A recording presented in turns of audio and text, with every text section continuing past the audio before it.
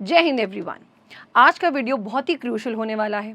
सबसे पहले congratulations to all दोस्त जो मेरिट इन हो चुके हैं।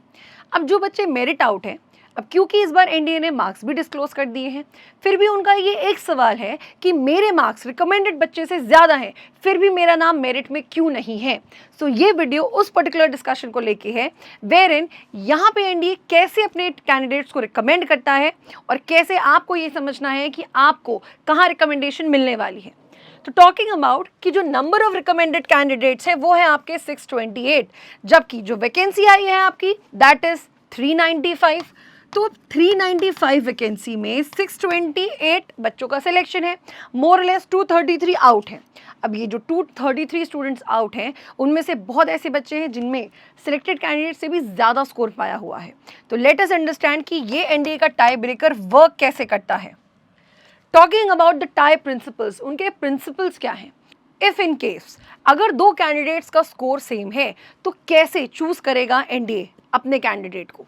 इन दैट केस सबसे पहली प्रायोरिटी आती है in case of equal marks in aggregate the candidates are to be chosen senior by age has been placed at higher rank. तो सबसे पहले रिकमेंडेशन किसको मिल जाएगा, जिसकी एज ज्यादा होगी। Taking an example, you can see 10 number पे ये है भाविका और 11 नंबर पे यहाँ पे है निखिल कुमार मिश्रा, जहाँ पे इनका जो एग्रीगेट स्कोर है वो निकला है 905। बट दोनों का सेम स्कोर होने के बावजूद भाविका रैंक 10 में क्यों है, निखिल रैंक 11 में क्यों है। Despite of the fact Bhavika has scored 371 in written and Nikhil has scored 479 in written, जो कि भाविका से ज़्यादा हो जाता है। तो यहाँ काम करता है आपका टाई प्रिंसिपल, जो कहता है कि प्रायोरिटी दी जाएगी सीनियर बाय एज में। That means senior by age, that means कि भाविका की जो एज हो जाती है वो निखिल से ज़्यादा हो जाती है। दैट इज़ वाई भाविका को नंबर 10 में रखा गया और निखिल को नंबर 11 में।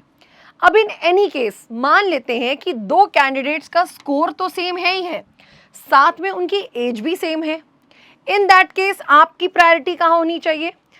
सो उस केस में टाई ब्रेकर कुछ ये कहता है, in case of candidates having the same age the candidate getting more marks in the written exam has been placed at higher rank, where in you can clearly see 889 score के साथ अभिनव है 16th rank में, 889 score के साथ आर्नव है 17 rank में, where इन यहाँ पे इन दोनों की एज मोस्ट प्रोबेबली सेम हो सकती है। तो अब सेकेंड प्रायोरिटी के अनुसार रिटन के अकॉर्डिंग यहाँ पे आपको अभिनव ने 465 स्कोर किया और आर्नव ने 410 स्कोर किया। तो अब वहाँ पे एज का क्राइटेरिया हटा के, क्योंकि वो सिमिलर एज में चले जाते हैं, यहाँ पे रिटन को टारगेट किया गया और उसके अकॉर्डिंग यहाँ पे रैंक प्लेसमेंट हुआ। सिमिलरली एग्रीगेट स्कोर देखिए 888 है, किसका किसका, सारंग और हेमंत जाट का, बट हो सकता है इनका एज कॉमन रहा हो। इन दैट केस इनके रिटन के स्कोर को प्लेस करते हुए Sarang is in 18th and Hemant is in 19th। I hope आपको अब ये समझ में आया होगा कि कैसे एनडीए अपना रैंक को चुनाव स्टूडेंट्स का करता है।